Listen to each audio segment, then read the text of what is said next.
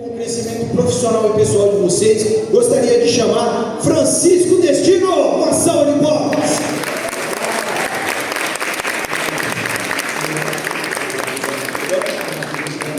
Filha. Muito boa noite a todos. Fantástico. Eu tenho aqui um limite que não posso sair, senão a câmara não fica bem. Eu tenho umas vantagens de ficar aqui atrás, só aparecem os meus dentinhos, né? Portanto, é que tu tem que ir um pouco mais para aqui. Até aqui. Muito bem. Mas aqui a bocado já vai estar convosco. Os nossos seminários mais curtos demoram 53 horas. Eu tenho o desafio de, durante 25 minutos, falar convosco, mas é assim não bate. Isso é filha.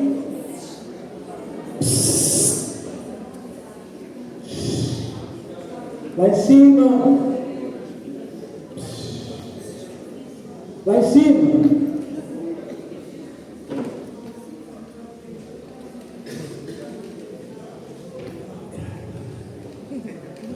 Isso é mais a vontade de falar. Mas nem incomoda o pessoal que é fácil. Muito bem. Vamos lá então. O que eu passo isso aqui? Uau! Olha para esta imagem aqui, por favor. Sabem? Esta pessoa que aqui está é o modelo mais conhecido à volta do mundo. O homem mais elegante que o mundo alguma vez já conheceu. Esta foto aqui, esta foto. E sabem, aqui em cima, lá ao fundo onde está aquela parede um bocadinho rosa, era a casa onde eu vivia. E a nossa maior fartura, onde nós vivíamos, era aqui, o lixo. E isso nem é uma história, nem é um conto de fadas. Isso é uma realidade. Eu tenho o grande privilégio, pela primeira vez na vida, ter aqui algumas pessoas que me conhecem. Tenho aqui o meu sobrinho, tenho uma pessoa que eu trato por dia, um beijo muito grande, acompanhou-me ao longo da minha trajetória histórica. Para além de tudo, eu fui atleta profissional de basquetebol, joguei em quase todas as equipas cá de Portugal, menos o Porto e o Benfica, não é? Com um carinho só. Portanto, esta pessoa aqui sou eu. Se há 20 anos atrás, ou 15 anos atrás, alguém me tivesse dito, eu estaria aqui a palestrar no meio de vocês, eu teria duvidado. Porque a minha história e os resultados que eu tinha até aqui ditavam o meu futuro. Quando eu cresci, nós éramos proibidos de sonhar. E sempre que nós dissessemos que sonhávamos estar na Europa, fazer qualquer coisa impactante, sabe o que é que os nossos amigos à volta, os nossos pais diziam? As coisas boas não são para nós. Nós crescemos com uma crença de merecimento muito baixa. O que era bom era apenas para os outros. E eu cresci a acreditar nisso. Durante a minha trajetória histórica, enquanto miúdo, na parte de trás desta lixeira toda havia um paiol de armas, onde guardava-se as armas por conta da guerra. E nessa altura, as minas colocavam na parte de fora, e a parte de fora é a parte traseira da minha casa. Então, quase todos os dias, eu via os meus amigos de infância a morrerem acionando a mina. Vocês sabem o que é que acontece na cabeça de uma criança desprotegida emocionalmente? Aos 8 anos, a ver todos os dias a pessoa acionar a mina, sabe o que é que acontece? A probabilidade dessa criança crescer depressiva é assim, quase 99,999%. E a probabilidade dessa criança ter uma crença merecedora é muito baixa. Mas essa mesma criança, ou esse jovem que aí está, conseguiu dar resultados a tudo quanto é situação da sua própria vida. Passou do absoluto zero para grandes conquistas. E eu quero-vos aqui dizer quais foram essas conquistas. Mas mais do que falarmos da minha história, eu quero trazer metodologia, quero trazer métodos comprovados cientificamente, com base naquilo que eu vivi. Hoje, a nossa empresa é uma das empresas mais conhecidas em Angola e ao redor do mundo, quando nós tratamos de consultorias estratégicas.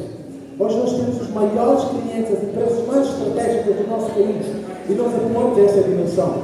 O nosso nível de faturação é incomensurável, é bastante alto. E por que tudo isso aconteceu? Por uma razão muito simples. Agora, aqui está o nosso padrão mental. Tudo o que nós pensamos, tudo o que nós acreditamos, envolve-nos dois tipos de fatores. O primeiro fator é o medo. Deixa-me descer aqui embaixo para estar mais próximo de vocês. Porque aí em cima de facto dá uma confusão. E o primeiro fator é o medo. Existem apenas 2 tipos de medo. E estes 2 tipos de medos é o que são aí. O primeiro medo é o medo de não sermos amados. Dentro da teoria do Martin, ele sempre defendeu que a maior necessidade de ser humano não tem muito que ver com o que ele vai comer. Tem mais do que a ver com a necessidade de ser reconhecido. Nós podemos ter todo o dinheiro na conta bancária, podemos comer do bem do melhor, mas se as pessoas não nos reconhecerem como seres humanos impactantes, se as pessoas não reconhecerem os nossos resultados como algo que transforma o impacto da vida das outras pessoas, a gente cai em depressão. Razão pela qual é que Jean-Paul Sartre, depois de ter criado as teorias do existencialismo, chegou a um determinado momento e disse: isto é uma fachada, isto não funciona. E vocês sabem qual foi o fim deste homem. Portanto, tudo aquilo que a gente procura é a necessidade de sermos reconhecidos. Nós trabalhamos para sermos reconhecidos.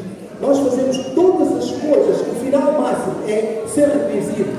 O final máximo é a gente sentir a necessidade de sermos amados pelas pessoas que estão à nossa volta. Se nós não formos reconhecidos, então a nossa passagem pelo mundo deixa de ser importante. Portanto, este é o primeiro medo. O segundo medo é o medo de não sermos tão o suficiente. O que é que isso significa? O medo de não dar conta. O medo de não dar conta das coisas. E na maior parte das vezes as pessoas não querem fazer as coisas, não por procrastinação. A própria procrastinação em si é uma forma de demonstrar o medo. As pessoas não fazem, na maior parte das vezes, por conta do medo. Então o que é que acontece? Elas recuam e colocam-se naquela zona de conforto, para pelo menos dar a sensação de que estão a fazer alguma coisa, mas não estão a fazer absolutamente nada. Assim é impossível lá em cima. Se vocês querem ajudar aquelas pessoas, elas estão a reclamar, não sou eu. Por favor, lá em cima, as pessoas aqui estão a reclamar, não sou eu. É só para baixar um bocadinho de tom. Não é impossível, tá? Peço imensas desculpas. Eu tenho que me focar e tenho que focar no conteúdo e tenho que ouvir, está um bocadinho difícil. Eu consigo, mas as pessoas aqui reclamam. Obrigado. Vocês são lindos. Muito bem. E então, este é um dos maiores. Todos os nossos medos advêm destes 2 medos. E esses medos têm os seus agravadores. Qual é que é o primeiro agravador? Quando nós temos medo, nós nos agarramos na necessidade de querer tentar controlar tudo. Nós não controlamos absolutamente nada. Queremos controlar o futuro. O futuro, ela não existe. O passado já foi. E qual é a estratégia que o Francisco nos traz? E tudo quanto eu mostrado, eu vivi na pele. A um determinado momento, pela minha incapacidade de controlar o futuro, isso gerava uma certa ansiedade. E aquilo que eu passei no passado, aquela crença de pouco merecimento, as situações tão difíceis que eu tinha passado, levou-me a ter medo de avançar. Então, a estratégia que eu utilizei foi bloquear os 2 tempos. O tempo passado e o tempo futuro. E como é que onde é que eu permaneci? Apenas no presente. Estar no presente é diferente de estar no agora. Aquelas pessoas, e muitos que aqui estão no presente, mas não estão no agora. Porquê? Porque não estão a aproveitar o que o agora está a transformar e o que o agora está a impactar nos vossos negócios, nas vossas ideias. Portanto, estar no agora significa a gente aproveitar o manancial da oferta que o universo nos está a conceder. A vida passa ao lado de muita gente por conta da incapacidade de estarem no agora. Elas estão no presente, de corpo, mas a mentalidade, o espírito, ou está no passado, no medo, ou está no futuro, na ansiedade. Francisco, como é que eu consigo impactar? A massividade das minhas ações só tem de facto impacto quando eu estou no agora. Neste momento, por mais que falem, por mais que aconteça qualquer coisa, eu estou no agora. Eu palestro para 14 mil pessoas, mas aqui tem meia dúzia, 50 pessoas. Para mim é exatamente a mesma coisa. Porquê? Porque eu estou no agora a cumprir aquilo que eu não a propósito. Então, sempre que vocês estiverem no agora, na execução das vossas ações, vocês vão impactar cada vez mais. Há algum tempo atrás, surgiu um empresário, uma pessoa muito renomada no meu país, e disse assim: eu estou a ter um problema gravíssimo no meu relacionamento. Ele tinha aqueles problemas de se relacionar afetuosamente ou sexualmente com a sua esposa. Isso fez tantos tratamentos e tudo mais. Uma das coisas que nós trabalhamos em pouquíssimo tempo foi só tentar perceber, quando estava com a esposa, o que é que pensava? Pensava na traição que ela tinha feito. Então, ela estava no agora a pensar pensar no passado. E tudo quanto é funcional no corpo do ser humano, sobretudo nas ondas, começa onde? Aqui. Por isso é que o macho não é pelo físico, é aqui, é pela mente. E a mente é funcional através do agora. O segundo agravador do medo é o perfeccionismo. As pessoas dizem assim, e eu dizia sistematicamente, quando é que eu vou começar de fato algo impactante para mim? Eu dizia, tem que acabar a licenciatura. Depois dizia assim, tem que acabar a pós-graduação. Eu fui fazer um mestrado. Eu escrevi para o doutoramento, eu sou doutorado, mas eu sou doutorado há 4 anos, mas não sei no primeiro ano, não é? Mas tudo isso é um agravador de medo, porque eu não queria marcar o primeiro passo. Eu dizia assim, eu preciso ser suficientemente bom para começar a fazer as coisas. Quem é que nos diz que nós precisamos ser suficientemente bons? Nós só precisamos ser bons, nós só precisamos dar conta da coisa e marcar o primeiro passo.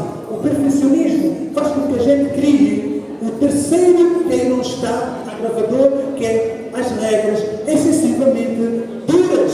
Nós criamos regras muito duras por conta de um fator muito simples. Se eu não sentir que a minha empresa apareceu no jornal tal, ou se o meu nível de faturamento não atingir aos 3 dígitos, então eu não sou um bom empresário. Regras excessivamente duras. Se o meu relacionamento, meu parceiro ou minha parceira, não tratar por amor, então esse relacionamento é o relacionamento dos sonhos. Regras excessivamente duras. O que é que acontece a maior parte das vezes? Nós passamos ao lado de experimentar coisas impactantes na vida por conta dessas regras.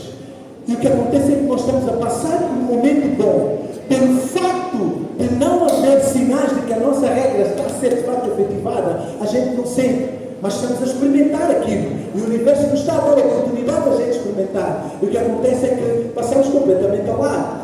E o último agravador, são 7, eu trouxe apenas 4. O último agravador é a incapacidade de lidar com os problemas. Tudo isso vem na base do medo. Sabe? O maior princípio que os seres humanos podem ter na face da Terra chamam-se problemas. Se eu não tivesse os problemas que eu tive hoje, acreditem, eu não estaria onde eu estou. Este é um ponto assente. Esta geração e alguma geração, e sabem, permitam-me aqui abrir algum parede. Há uma geração um pouco mais avançada que agora está a adotar os costumes da geração Z. Não querem crescer. Altamente medíocres, imediatistas. Não querem pagar o preço por absolutamente nada. A geração da barba branca, mas da mentalidade infantil. Sabem? Essa geração não sabe lidar com o problema. Mas eu trago-vos aqui essa estratégia também. A estratégia é simples. A estratégia é começar a conseguir perceber como é que funciona de facto a nossa mente. Eu vou explicar-vos rapidamente. A nossa mente não faz registros de nada que é palpável. A mente não olha para as coisas como nós gostaríamos que as coisas fossem.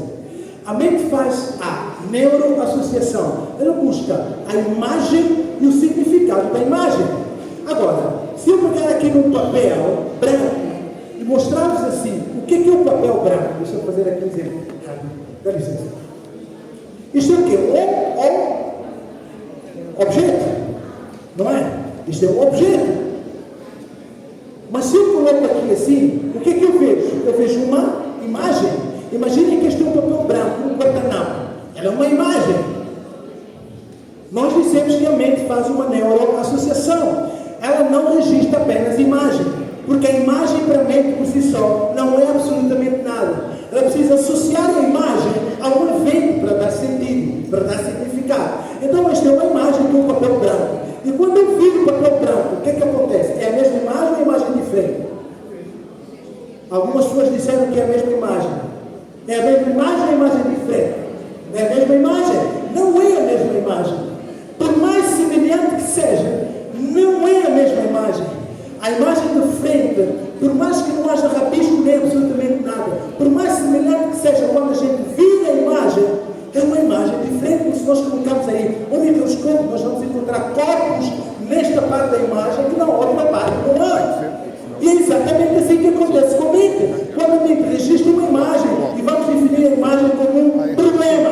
Olha que problema: falta de dinheiro, falta de liquidez na minha empresa, impostos altos, traição, divórcio, separação. Defina um problema como vocês de fato quiserem. Eu registrei o quê? porque ao virarmos a imagem, ela não é a mesma imagem.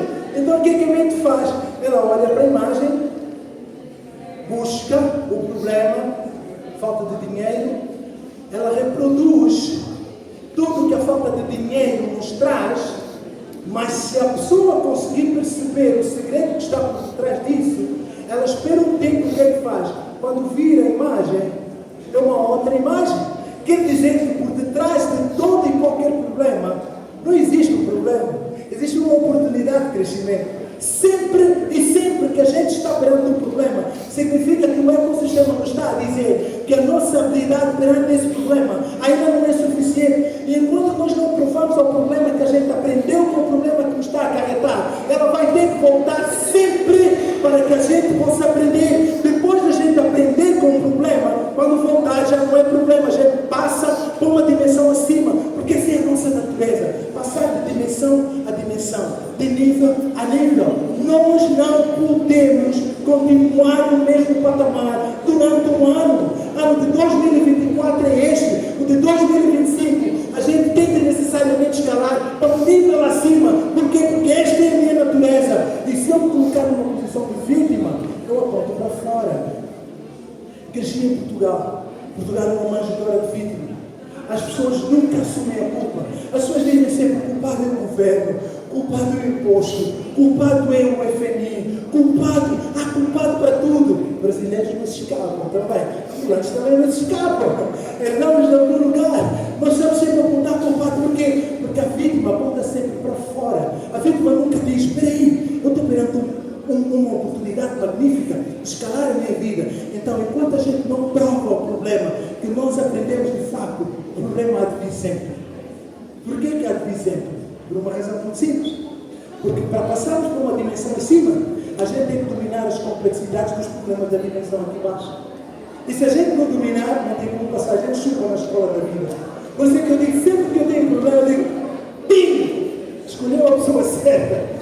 Porque eu tenho a oportunidade de aprender alguma habilidade. Razão pela qual, onde eu coloco as mãos, as empresas eu começo a trabalhar, aquilo que eu construí, todos os anos crescem sempre. E sabe o que é que me dizem lá em Angola? Que eu sou marimbondo.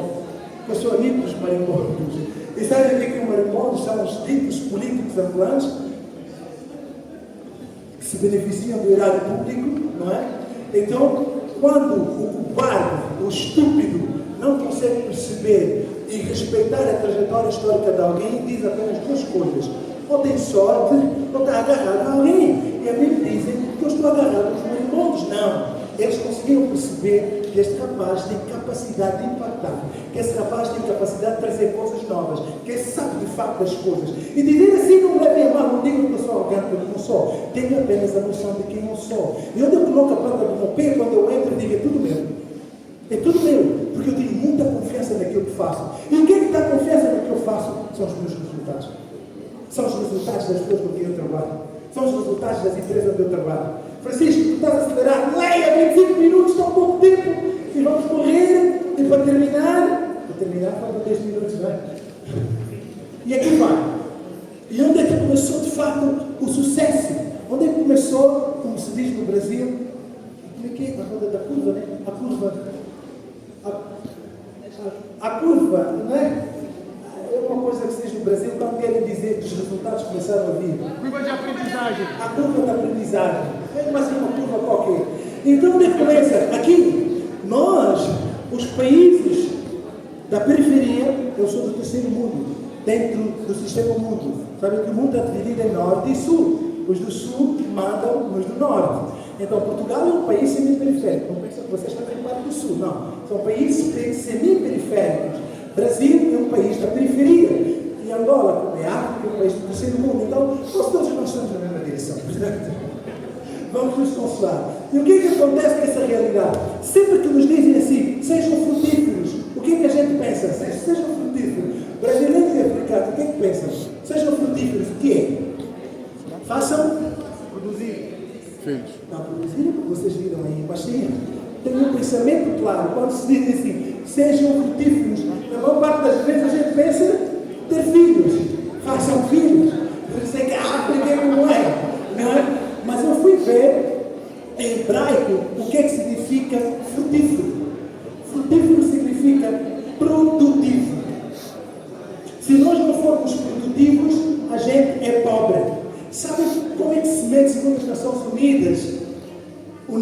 riqueza do país? Através do produto interno bruto, através da forma como cada pessoa participa com a sua produção na riqueza do país. Isto vale para o país, vale para a empresa e vale para as nossas próprias vidas. Como é que é o vosso produto interno bruto? O que é que vocês têm produzido? Isso significa que, se vocês não produzem, vocês são pobres. Então, sejam frutíferos significa, produzam alguma coisa para eu comprar. Se eu não tiver nada para vos vender, eu não tenho como alavancar a minha vida. E vocês também não têm como alavancar as vossas próprias vidas. Então, a produtividade é o que faz com que as empresas, países e pessoas alavancam monetariamente aquilo que são os seus pressupostos. Se nós não formos produtivos, a gente não faz nada. E agora, aqui é um segredo grande. Eu falei, sejam frutíferos, mas não falei da semente. Tem como a gente ser frutífero sem a semente? É impossível. Mas eu não vou falar da semente porque a semente aqui não é importante. Como assim? Não é importante porque a semente, ela já está subentendida. A semente está dentro de nós. Nós somos a semente. Uau! Eu não sei se consigo levar-vos ao nível que eu gostava em 25 minutos. Nós somos a semente. Cada ser humano é a semente. O que nos impede de acreditarmos que somos a semente são as nossas trajetórias históricas. Eu tenho pena quando volto para Angola com os meus amigos e dizem, você fez o quê? Leva-nos para casa onde tu foste. É a mentalidade. As pessoas não acreditam na semente. A nossa semente é a nossa ideia. As vossas ideias. É através das ideias que nós criamos projetos enormes. Valorizem as vossas ideias. As ideias surgem por conta do quê? Por conta das nossas trajetórias históricas. E o que é que nós fazemos com a nossa história? Isso significa, qual é a história que vocês contam da vossa história? Qual é a história que vocês contam do vosso produto? Qual é a história que vocês contam da vossa empresa? Qual é a história que vocês contam daquilo que aconteceu convosco? Se a vossa história é numa perspectiva vitimista, é impossível alavancar. Mas se a vossa história for numa perspectiva de protagonista, o que vocês vão cumprir é a última regra que eu trago aqui, minhas senhoras e meus senhores, e aqui eu peço a vossa atenção, porque tenho mais 3 minutos para terminar. Porque eu gostaria que vocês percebessem que é uma única forma que a gente tem de impactar de fato. O ecossistema arrebentou. Nós estamos a ver o curso que o mundo está a tomar. Hoje em dia, os relacionamentos tornaram-se líquidos. Aqui, estamos todos sentados juntos, mas ninguém confia mais no ninguém. E o ecossistema clama, grita pela manifestação de cada um de nós aqui. E o que significa é que a maior lei é a lei do equilíbrio. Dar e receber. Isso pressupõe que aqueles que não conseguem semear, dar, contribuir alguma coisa para o ecossistema, não vão receber nada. Mas no meio de tudo isso, ensinaram-nos a ser consumistas, ao invés de sermos produtivos. Nós vamos pedir empréstimos para comprar carro para andar. Peçam empréstimo para comprar um caminhão para carregar coisas e produzir mais coisas. E isso significa que o ecossistema precisa que cada um de nós conheça o seu lugar. É o fluxo de entrada. O fluxo de entrada é proporcional ao fluxo de saída. Ninguém recebe do ecossistema aquilo que não dá. Muitos de nós aqui estamos à espera que caia alguma coisa para a gente beneficiar. Não. Nós só conseguimos servir o ecossistema com impacto quando usamos aquilo que nos deram, que é o talento. Cada um de nós aqui tem um talento. Talvez vocês neguem o vosso talento, porque nos tempos atuais não se fala muito disto. A minha mãe, ela tem um talento em cozinhar. Quando eu perguntei uma vez à minha mãe, por que não fizeste o negócio? Ela disse, o pai dela disse a ela que ela só tinha habilidade para cozinhar, para servir o seu marido. Mas ela passou ao lado de ser uma das grandíssimas chefes. Aqui bem perto de nós, em Guimarães, havia um senhor que construiu uma multinacional, uma das únicas multinacionais criadas de raiz, por conta de um único sapato, quando disse à sua família que ele queria ser um sapateiro, e os pais disseram, tu não vais a lado nenhum. Ele olhou para aquele talento, lapidou o talento de uma forma que mais ninguém entende, acreditou na sua semente, semeou e começou a trabalhar naquilo. E por que isto aconteceu? Por 2 razões muito simples. Aqueles que trabalham por conta do talento geram 2 fatores. O primeiro fator é a paixão. Quem faz as coisas por paixão nunca vê o tempo passar. E a paixão gera curiosidade. Quando nós estamos curiosos, nós não dormimos enquanto não percebemos. Os mistérios estão escondidos por detrás daquilo que a gente quer fazer. Não é o tamanho da tua semente, não é o tamanho da tua ideia, é a história que tu contas da tua ideia. Se a decisão que tu criaste fazer é esta, esquece o tempo passado e o tempo futuro. direcione as tuas ações para que isso possa de facto efetivar. Quanto mais pessoas tu conseguires servir no ecossistema, maior será o retorno. Quanto mais problemas tu conseguires resolver nas empresas, mais autoridade tu crias e mais as pessoas hão de seguir. Minhas senhoras e meus senhores, eu gostaria de estar aqui convosco o tempo todo. Eu tive que acelerar, eu fui buscar aqui essa força toda de Sione, porque até às 14 horas o médico disse assim: tu não vais conseguir sair do hotel, porque eu estava com 39 de febre. Mas eu estou aqui por uma razão muito simples: paixão. Eu estou a fazer exatamente aquilo que eu gosto. Eu queria me ir embora sem dar-vos algo, porque há alguns anos atrás eu dizia assim: se eu fizer o que eu vou fazer a seguir, talvez estaria a explorar. Hoje eu percebi que seria o maior ato de egoísmo eu sair daqui sem vos vender alguma coisa. É um egoísmo incomensurável, porque aquilo que eu construí pode resolver o seu problema, pode resolver o seu problema, pode resolver o seu problema. Só que as pessoas querem transformar as suas vidas com coisas gratuitas. Eu não tenho absolutamente nada gratuito, além de um momento em que a gente pode brincar, tomar um café e tudo mais. E é exatamente assim que eu cresci. Portanto, minhas senhoras e meus senhores, para mim ir embora, eu deixo-vos aqui uma coisa, não é um lixo, não é?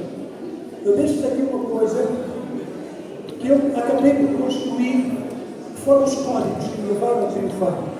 Hoje nós temos um faturamento anual, eu não quero dizer o nome, não preciso dizer, nós temos um faturamento incomensurável por conta do cumprimento desta coisa que chama-se o Código de Triunfo.